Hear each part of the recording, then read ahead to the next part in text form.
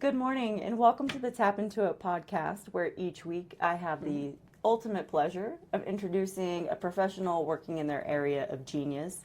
This week is no different. I am here with Carolynn Leaman, and I cannot wait to dive into today's conversation about her use of architecture and ecosystems and sound healing.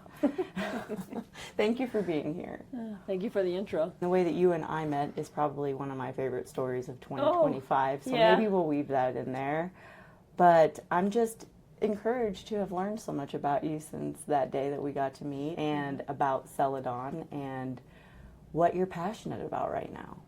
Why don't we start with the story, because it's cute. It is cute. The universe was not going to let us not meet. That's the way I like to phrase it. I think so too. So Carolynn and I received a mutual invite to go to a mountain, I'll say getaway. And as I was leaving and coming down a pass road that is pretty narrow, and she was coming up, we just kind of eyeballed each other and giggled and hey. And I remembered that thinking your energy was so cool and your dogs, and I threw you a business card and said, let's carpool next time. Yeah. There was a cattle gate in there too, so like we couldn't pass. We had Right. one of us had to get out of the car and roll it down the hill backwards or and reverse it to get the other one to go by. So that's what I meant by the universe was going to make sure we met each other. Thank you for clarifying that. Yeah. I mean, how cool is it that we literally had to say hello? Yeah. And we were going to the same spot and Yeah. about to miss each other.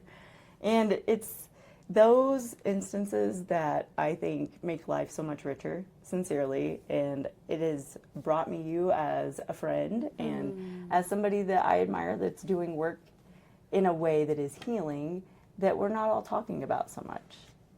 Carolynn, could you give the audience a background on your rich education history and what brought you into celadon?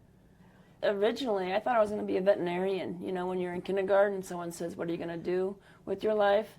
And eventually I had enough allergies and stuff, and I didn't want to see animals maybe sick all the time.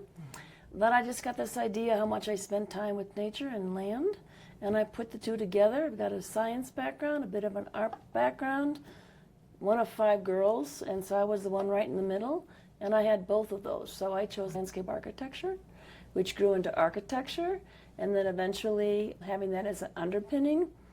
And I got my private pilot's license somewhere, and I started to think about the patterns from the sky and also at night. And what was that? What was happening, and how was this getting connected? And with that, I did a master's at a school called Graduate School of Design, which is Harvard's school out in New England. And it was really a way to put all the pieces together. You know, not just look at the feng shui of how the building got done or the land around it. How do you make it both happen? And this is going to show my age, but I got lucky in the sense that the Berlin Wall came down. And I just finished my master's, and there was a great chance to just really actually do it live, to put part of a city back together again. Wow. So that was pretty cool. And then fast forward with life and how you get to do different careers and things of this nature, I found myself having my own consultancy. And I got very much into sustainable development, which now may sound like a buzzword, but at the time it was pretty inspiring to think as an American who lived in Germany for 10 years that we were so far behind. Right. You know, Yes. That was pretty amazing how they handled water from stormwater to let the rain fall where it came from and don't put it in a pipe and send it out there. So I got into doing a lot of lecturing too, or helping people and communities to understand what was happening. But the thing I'll say about celadon was, you know how you meet somebody, you end up working? Well, she was in the field of beauty and in water. She chose a color to explain that, and I thought, well, isn't that great? I do land, and I want to call it something besides Green Management Inc. So celadon actually is a color green, but if you go back far enough, it's a Sanskrit word, and it stands for wealth and health. And I just chose to stand for the planet and the earth. So I am doing consulting for governments, for a grandmother who wanted to change her neighborhood, and things of that nature. And eventually also got to be a mobile professor, which means if you're in the architectural world and you do studios, you can work at different colleges for a short term, put on a project. And I did that here in Colorado College. And that's something else. When you get old enough and life makes a circle, I got to do more regional planning and thinking more of the geography, not just the geopolitical lines. That is incredible. And in all that, you figure out that, especially with a lot of world traveling, different countries had different solutions, but we all have the same problems. And some of it is awareness. So one of the regional projects that I did, the city might get flooded, and upstream was all the ranchers. They didn't understand or care about what happened with how they used the land for down here, and the ones down here didn't know what they were doing. So again, it'd be really nice if we could take a bigger picture and to see how nature takes care of its ecosystems. So that bridges to the end, the other point when it comes to ecosystems. And the way our world is changing so fast, I think also with COVID, we really learned how we need to connect with each other. Yeah. And so community building and map making, how to solve problems, whether it be your neighborhood or your county or your state or your country. That's kind of the realm, the dish I like to play in. Sandbox sounds better. I like that. Yeah. Water conservation is, I mean, obviously one of the primary issues that Colorado is trying to solve right now. So I'm grateful that there are folks like you who know how to approach this from a holistic lens. I think that, to your point, looking at one small section and keeping that tunnel vision of what affects us individually and not as a whole is so needed. We need to widen that lens, and we need to take a look at how we can help impact each other, even if it takes a little bit more coordination and work on the front end, right? Yeah.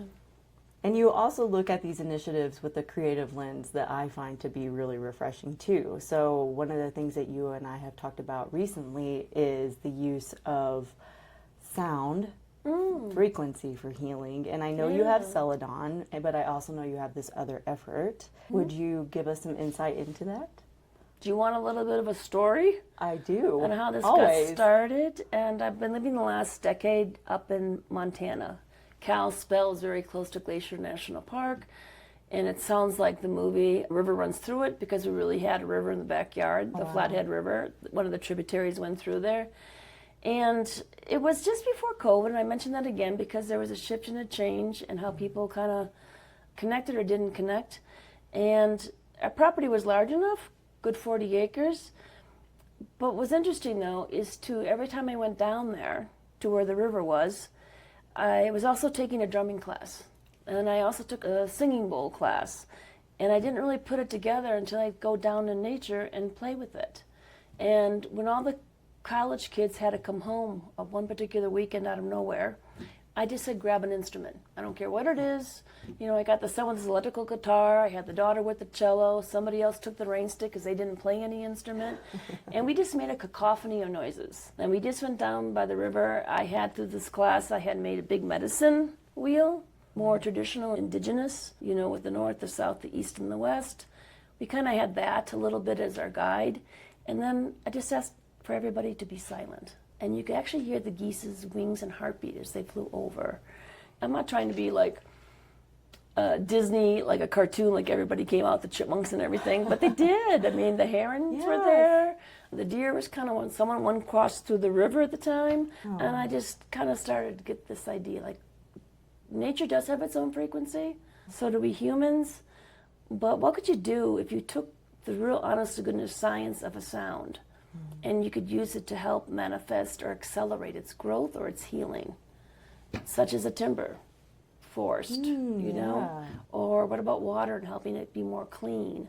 And then I worked with a business coach, and he said, yeah, but you got to have the people in here somewhere. I'm like, oh, darn it.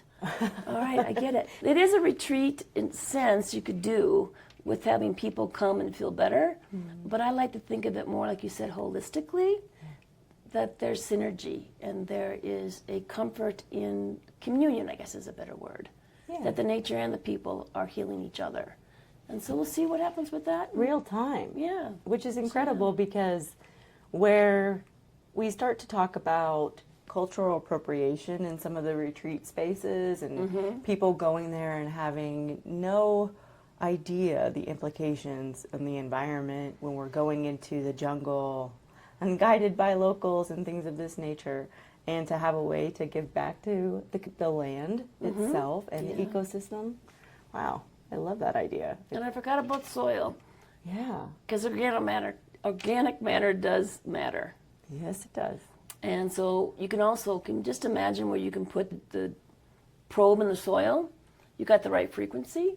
I don't know if the earthworms are going to get called in, or what would you really see happen if you could test drive in a more clear, easy way. You know, a square foot by a square foot, how much did you change the actual organic matter in the soil by giving it the right tune and frequency or vibration?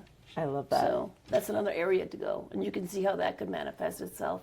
Absolutely. Or scalable. Economic scaling to me is also important. So, Yes. My father's an electrician, and I mention him only because when we planted an apple tree in our backyard here in Colorado, in our west-facing backyard, which is tough, he encouraged us to wrap copper wire around a stick next to it to help it. And it has taken off. And we've planted a few different species, if you will, of trees back there. And I keep trying to encourage my husband to get away from the fruited trees here. But he persisted, and I'm glad he did, because now it's really taken off. It's Oh, really that's neat. so neat. Yeah. Let me give a quick example. I've been following a group called Bright Tide out Okay. of London. Yeah. And then now they have, it's called the Blue Economy. Okay. If you're trying to find a way to finance or fund economic, environmental projects or products or startups, and that's where their focus is. I got an example of how one person is using AI to actually accelerate this too. And he just bought a small farm. He knows that it's kind of no man's land, but they found the frequency of, I don't know if it was butterflies or birds or insects, but they put it on pods. And they mimicked with AI the sounds they make. So when they're migrating, they're coming through his field. And that helps the pollination as well. So isn't that to me is a cool use of both? Honestly, You know? yes, if we're going to use these things, let it be a way to heal the planet also. Yeah. You think about rainforests and even here in Colorado after fire season. Oh my gosh, yes. Exactly. See, there's Yeah. another one. Yeah. It's a beautiful way to impact local and all the way around the globe. And I'm really excited because you took a step further into this path by saying yes to your prompting to go to British Columbia soon. Is that correct? Yes. That's because, and I believe he was one of your guests before, Shane. Yeah. If I can name drop. Absolutely. Yeah. And I also did this thing called the Nomad Cruise, and astrocartography was supposed to be a part of that experience. That was Seattle to Sydney by a boat, took about 4 weeks. So you really are in the stars. You really are thinking about this. But when I spoke with Shane, had a one-on-one with him, it gave me 3 top priorities of places that I would like to go to, or more importantly, given my birth coordinates, Yeah. where is there help from the universe, if we will, to help make it easier or to saddle up the possibility of it being even stronger. And for me, it was British Columbia. And now that I put that pin on the map and planning a trip, the synchronicities is just like a roller coaster. It's just been amazing. So I don't know. I don't have an answer if it's going to work or not. But that's also something you can do. You can like visualize everything. Who I'm supposed to meet is going to show up for me. Even the little pit stop, I'm taking my dogs with me. You know, the person that you meet accidentally, you don't know. But as long as your mind is open to it, yeah. Let's talk cool. about your exploration into your spiritual self, because I love that you're weaving in how, you know, the different ways that we quote unquote manifest, because we are the masters and the creators of our reality. And I think that what fascinated me first and foremost was after exploring the Monroe tapes. Back in 2023 was when I went down that rabbit hole for a solid time. And then you shared that you got to go to the Monroe Institute. And I don't think I've even gotten to ask, what was the moment where you're like, all right, I'm going to start feeding this passion of getting to know myself inwardly and start working on this spiritual aspect of self? I don't know how often this happens, but it does to everybody somehow, some way. If you're not paying attention, you either get a sickness that shows up maybe, or a brick wall in life just hits you. And mine happened to be a spouse who didn't tell me that we weren't happy, and got up with the car and a dog and went away. And 2 days later, when I knew he was okay, came back, and that was the end of everything. So what I saw in life as a mid-career person was a blank canvas. And I couldn't even figure out what paintbrush to pick up, let alone what colors to use. And I thought to myself, you know, my intuition has always helped me in my life, no matter what I've done. And I'm very happy with my life in the sense I've accomplished a lot, but yet I didn't know what to do next. And I thought my ego side, my academic side, my brain side has always helped me. And then, have you ever heard this phrase, what doesn't serve you anymore? Yeah. Put it in a bucket and think it. Let it go. But let it go. So I realized it was going to be my spirit side that was really going to help me get through this. And so I went deep. I went down the rabbit hole. Really looked at it. And I think the most important thing, if I spend any time or energy or money going forward, I want it to be about expanding my consciousness. Yeah. And so that's really where I started. And people who know how to channel, I'm like, how can I learn how to do that? You know, what can I do to help the healing process of something that was just so cathartic and really like a guillotine? You know, that's a hard one. You know? It is hard. Yeah, and I don't think it ends. I think you continue to grow and learn. But you just said it best, Raymond, when you said you are the creator of your own life. And it took a while for me to even get there. Sure. You know? Yeah, but you did.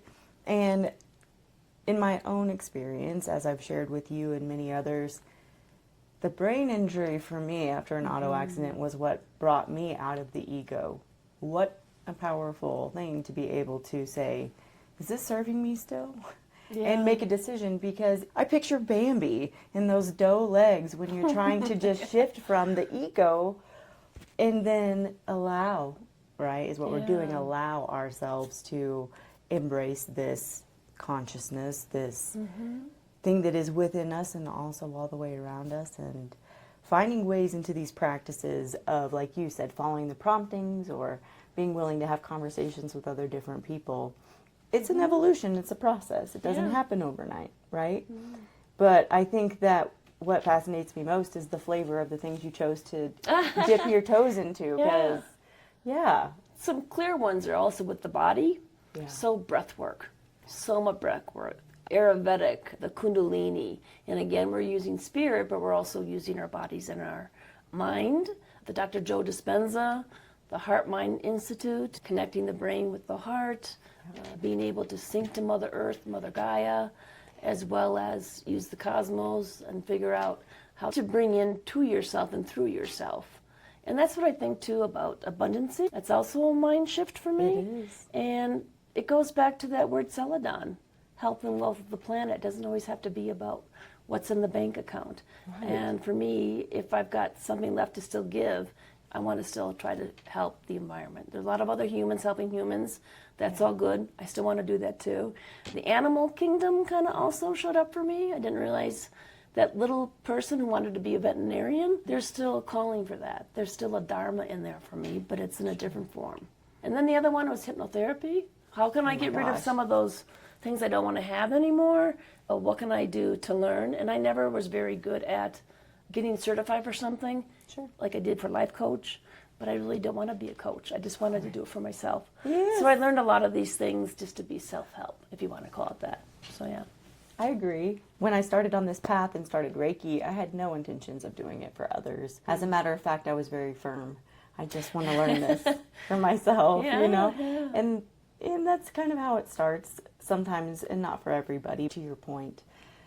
Let's just go down the rabbit hole of astral projection, because I could talk Reiki all day long, but that is two things for me. It's ultimate permission for yourself, and it's ultimate expression in the most radical way. And for folks who don't know what we're talking about, astral projection, in my terms, and then I'll let Carolyn help us out. Astral projection to me is when we exit our body, and most of us during our sleep, inadvertently, and the willingness to lucid dream and be able to do it intentionally, right? Yeah. And you've mentioned two back to back, and I'm just going to do a little bit of a back circle on that. Please do. So when I said something about the singing bowls, Yeah. it really came from doing sound bath work. Dr. Carolynn Glass, and she was a former opera singer. She lost her son, and she chose not to continue to stay in the opera world, but she used that knowledge to get into doing sound crystal singing bowls.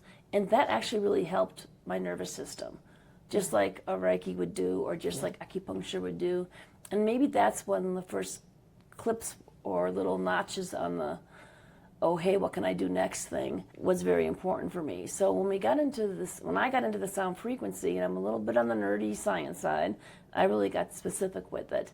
And that's what led me into actually first learning about the Monroe Institute. Okay. And they do hemisync there. Yes. And they really are specifically putting frequencies in your ear. And I also went to brain camp. I really had this idea that I wasn't making good decisions anymore, and I wanted to learn how my brain worked. And so by going to brain camp, that's not its name. It's 40 years of Zen. It's Dave Asprey's ability to take 40 years as if you were a Zen monk and bring it down to 1 week. Wow. And you wear the cap on your head with all the nodes, and you actually see how your brain is working. I'm like, oh, look at that. Mine's active, and it's really working. He goes, yes, but it's not supposed to be that active. And your alpha and your theta are supposed to kind of come together. And you see on a computer screen how your brain actually is working. And almost like Pavlov's dog, they can tell when they put a certain code through in these pods that you're actually doing something where the brain wave tells that it's balancing out. And in there too, if I had a spike or something like this, they said, well, that's gamma. That's when you go into your very high creative mode.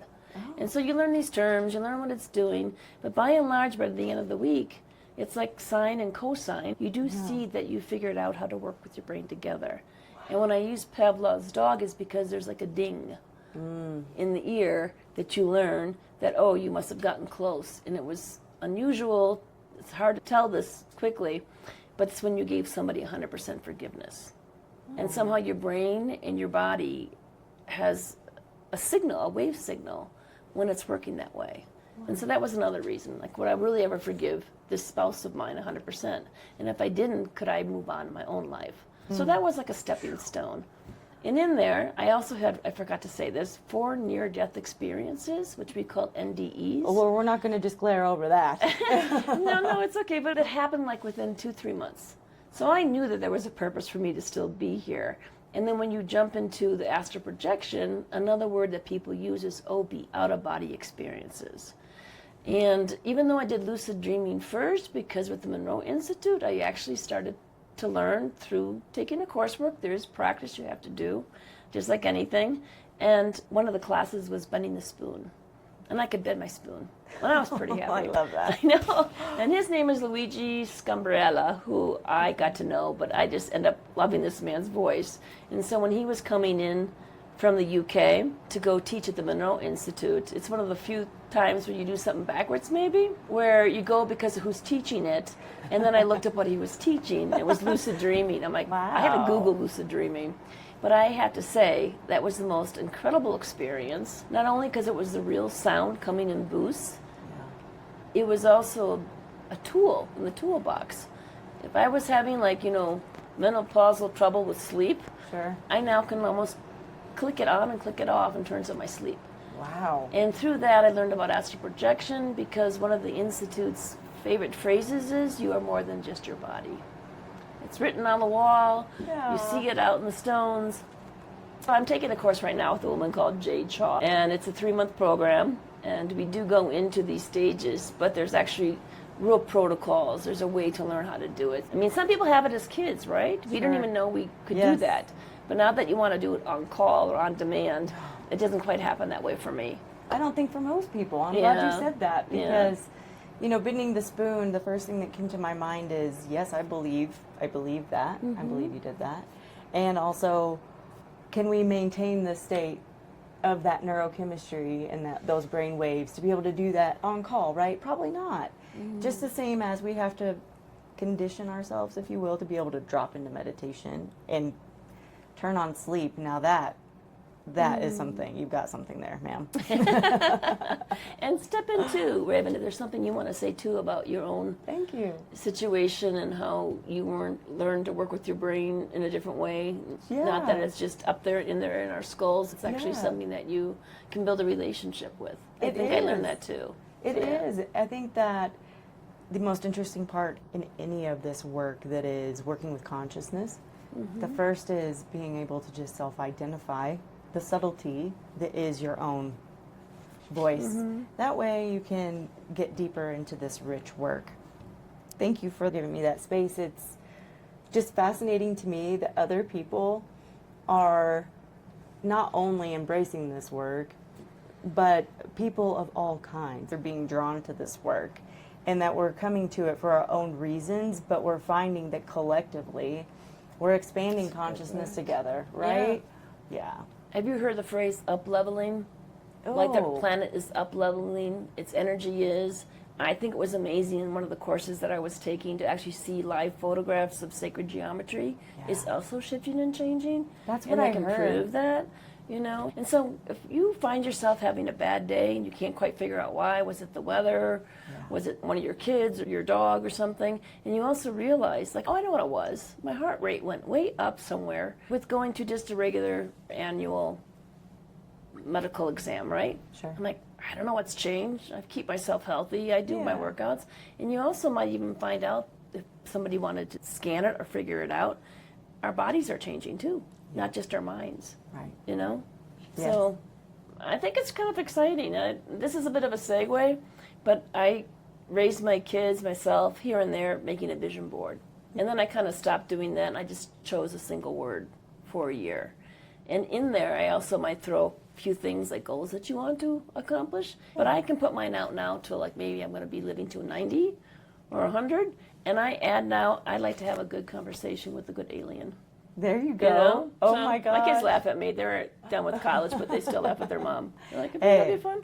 I think it would be fun. I mean, when you start opening your consciousness up and you have awareness that we're not in this tunnel vision that we all share, this And we're shared not alone. reality, and we're not alone. That took me a while to figure out too. Yeah, we're not alone. And I think that is kept from us just so that we can continue to go through our little 3D lives and not totally crumble into paradoxes.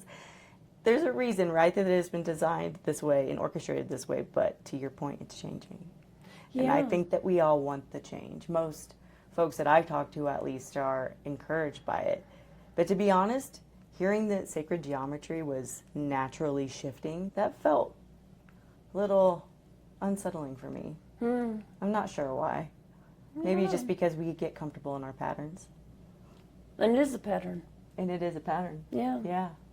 And you also use the word 3D, and that's part of a book that I'm writing.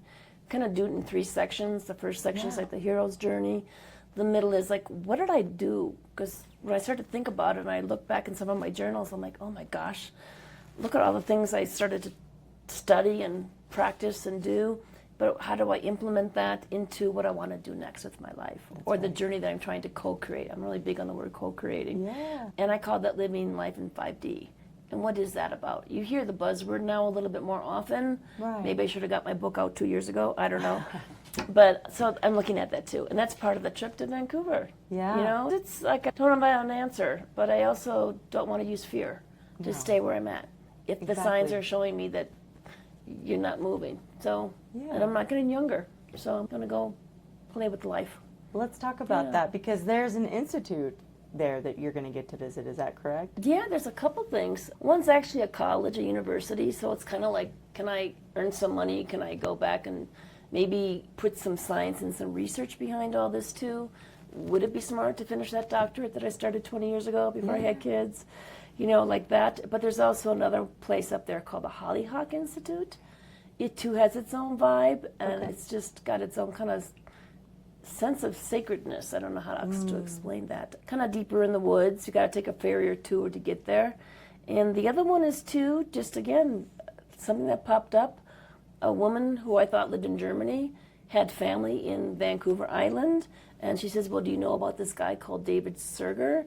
He's got the world's largest sound frequency library. I didn't even know that existed. I heard about seed banks, Yeah. and I've heard of other things of this nature. Right. So, like I say, things that just are kind of stacking up. So I'm making a road trip and hitting them as best I can, and we'll see. What is the doctorate that you started back in the day? And Doesn't match what I would do currently. Well, I'll just go back to that because it's actually kind of interesting with sustainable development in urban design. Have you ever heard of quality control, like ISO 9000, ISO 14000? only quality control. Sure. So that's the 9,000. That's for businesses. The 14,000 came around maybe the early year 2000 something. And that was, did you have a little blue angel on your product? Could you show how the product or the food that you're eating, could you figure out where it was coming from? I'm sure you've heard of LEEDs, LEEDs for architecture. Same sort of thing. It's a quality system to say, could you check off all the boxes for how you met the standards to say that organically doing your farm or sustainable doing. So I thought if you could do that, why can't you make an eco-city actually be, certified? Put an overlay over it. And then I got curious, how could you do it so it wasn't so hard for every city or every country to do it? Is there a recipe that would make some sense? And that's how I got started with that one. And then life moved forward, children and all that, you don't finish. And here we are again with something else. And you look into it, and I'll just say this for other listeners. You meet people. I met a lady who was from New Zealand. She was running a department in Edmonton of an art department, and she was doing her doctorate in Scotland. Oh my goodness. Right? So it's possible. You don't have to be there. So there's 2 schools out there. One's in Australia, in Melbourne, and the other one, which I did not know until some classmate of mine back in the Harvard days was actually giving a lecture at this college, which happens to be in Vancouver. And it's underneath a named lecturer who was Canada's most famous landscape architect. I didn't even know she existed, let alone the school. So the fact that they could help you put the science behind what you want to produce, and again, kind of like we talk about this, throwing darts at the at the dartboard, which one's going to land? You don't know.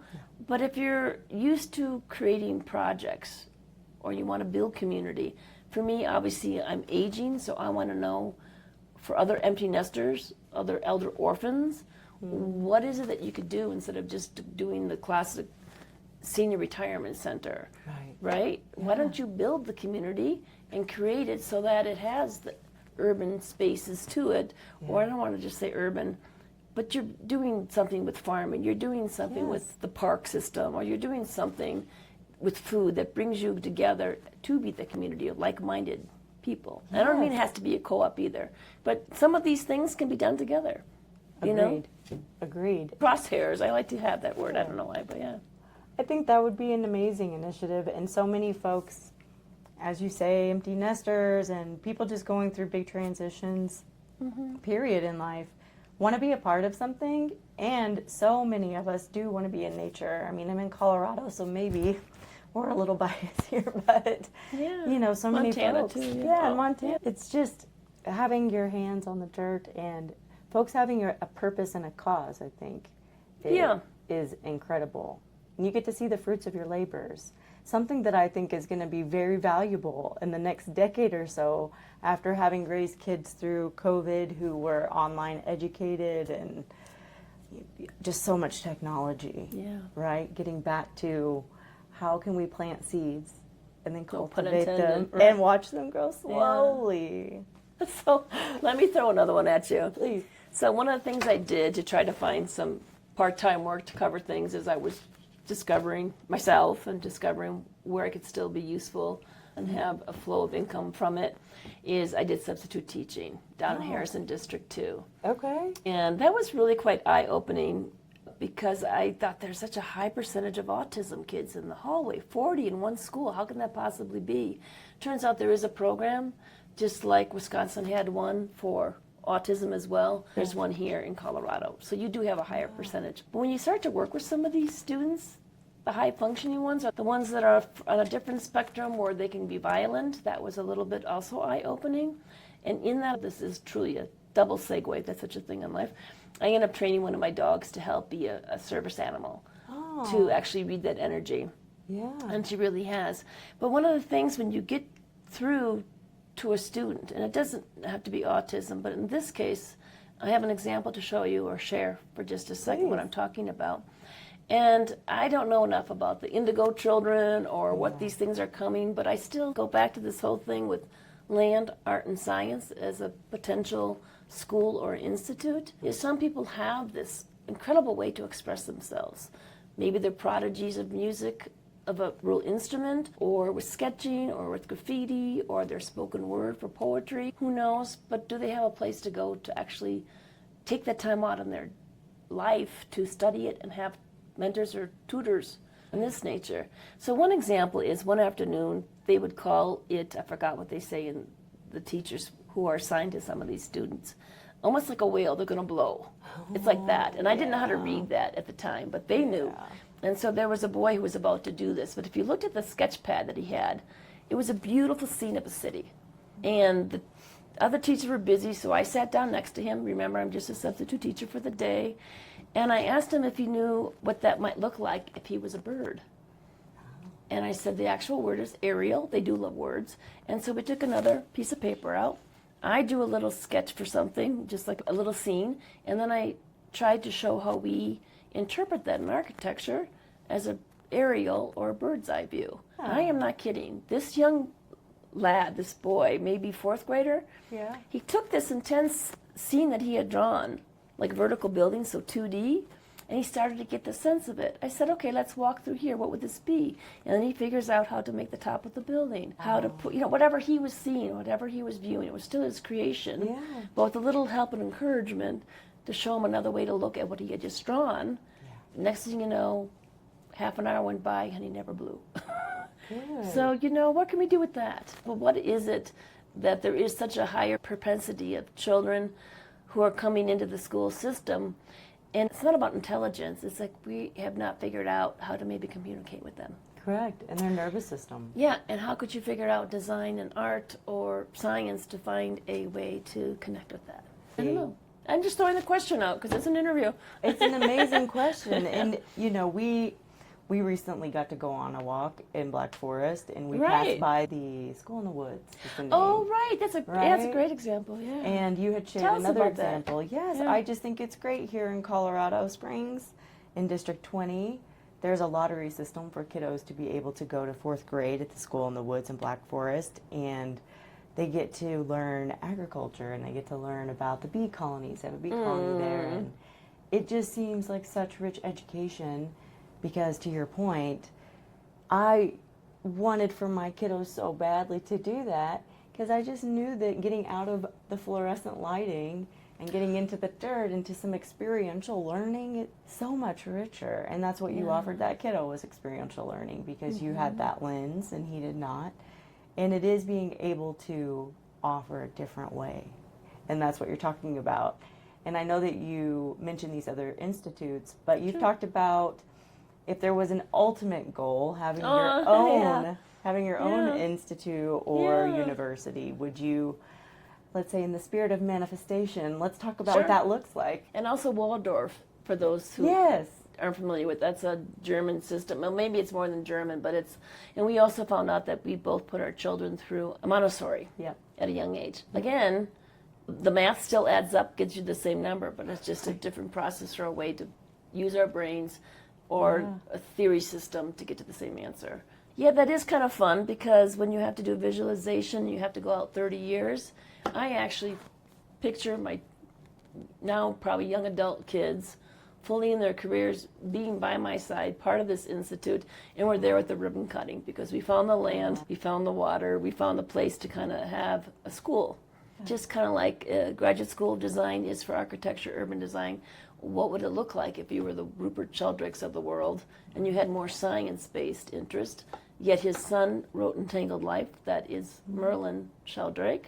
His is all about how fungi truly are the mother lode of our ecosystem. Yes. Kind of like aspen trees have that electric underneath the ground.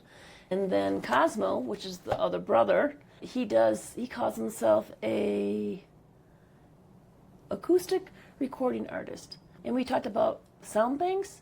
He, through his father, Rupert, who does, morphic resonance, that's his, he's the creator of that term.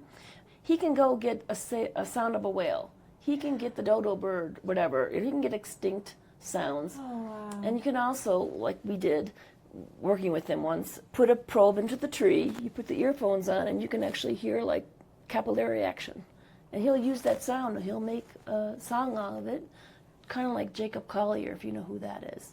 He's have worth heard the Googling. name. Yeah, I saw him in concert. It was really pretty cool. Wow. He takes a song and he helps the audience on the spot, impromptu, create it with their voices. Oh my gosh. So it's really neat. And they call him the new Mozart. So Really? it's worth catching a little YouTube Thank clip of you. him. I will. So, yeah. Absolutely. So, yeah. What about this, though? I was going to say, we also found something else to do together. Yeah. And what's that?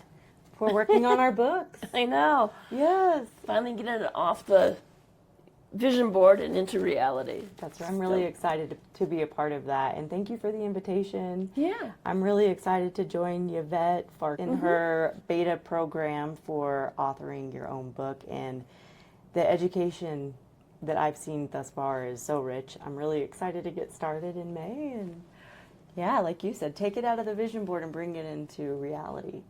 And now I got an accountability partner. Exactly. So. And I love that you already have sections and that you've been working on this. We've shared that we've been working on writing separately for quite some time, and right now it's about getting intentional. In the year of the fire horse, I think we all felt that coming. Yes. Thank you for saying that. That does help me sometimes to remember it's a fire horse year, not just a horse year, it's a fire horse year. Let's get her done. All those things that we did and have been doing to build and to learn and to, I don't think the word's improve. I think it's, but I like what Luigi would call it. You are building a relationship with your subconscious and with yourself and with your heart and your mind. And that's kind of what a lot of this is about. But going back to Yvette, I just want to say the name of her actual program is called From Manuscript to Market.com, but you use the number 2. And if you want to just find her in LinkedIn, it's called Turning Expertise into Books. And that's what we're going to do. That is right. I'm really excited to have Yvette's help. Thank you, Yvette. Yeah. And to have your accountability partner. Yeah. Exactly. It's really It does exciting. help. And so, Carolyn, I really would love for the audience to see the picture of what you have envisioned for yourself in Canada. Is this something that you plan to make there, yes? Yeah. Just for fun? Goldworth, if I have his name right, out of the UK. He's a land artist, and I've always loved him. And I'm like, how do you get to have that as a career? To just make art, you know, wherever you find it, wherever you are, and whether, again, it's with your voice chanting, or what's the woman's name who went into the forest and she just had a whole choir come out there? I mean, how many times have you gone to the beach and with your kiddos or yourself and you collect the shells and make something with it with your hands? Again, it's like getting your hands dirty. It is. Right? It Getting is. back there and just trying to figure out how to just really find silence, stillness, calmness, peace with the planet, meaning just with the nature walk. You know, it doesn't have to be that fancy. No, although we talk a lot of things that are expanded, if you will, this is just natural science. There's your ionic field that is benefiting God, just that's from, great that you said that. Yeah. just to connect to the earth and the walks and nature. So if anything, if you do not have the calling to go and create your own land art, which I think we can do on a small scale, And don't right? forget the water. I just learned how to do free diving. That's another reason I Oh my did the gosh, breath that's holding. right. And just to realize how much water is on the planet and what a whole different world there is there and how much there is to discover just by snorkeling, you know, or making a relationship with going past a coral reef. I said I was on this trip recently, Seattle to Sydney, and so that was part of that too, was just to see that beauty. You know? So, Absolutely. Yeah. I could literally tangent with you all day. We've covered a lot of great ground. Yeah, It's always so much fun with you. it is. I think if anything I'd really like to put out there and have anybody contact me or you is co-creating. If anything resonates with you, no pun intended, that's what it's about. Finding like-minded people, figuring out you've got this skill set, I got this skill set, or we both have the same one. What can we do to, you know, don't want to be redundant, but beauty, harmony, balance, all good words, and then yet also abundancy doesn't mean it doesn't have to make a living for you. So that's what I'm searching and looking for. That's beautiful. Yeah. Well, I know this is one of many conversations that we're going to have over time, I hope, at least. And so today we'll say this is your introductory podcast.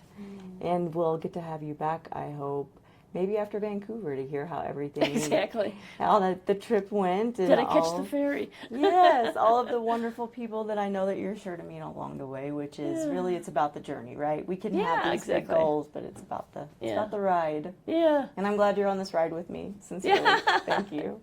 Beautiful. Thank you, Raven, so much for having me. It's been a pleasure. And we will link all of the information on how to get in touch with Carolyn and Yvette as well below. Soundtherapyfornature.com. There you go. And until next time, take good care and make sure that you're tapping into it somehow this week. Bye. Thank you.